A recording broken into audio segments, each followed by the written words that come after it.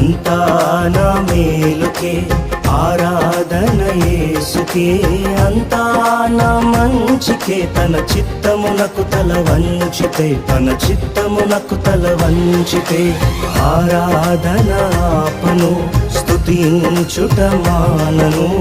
ఆరాధన ఆపను, స్తుతించుట మానను, స్తుతించుట మానను.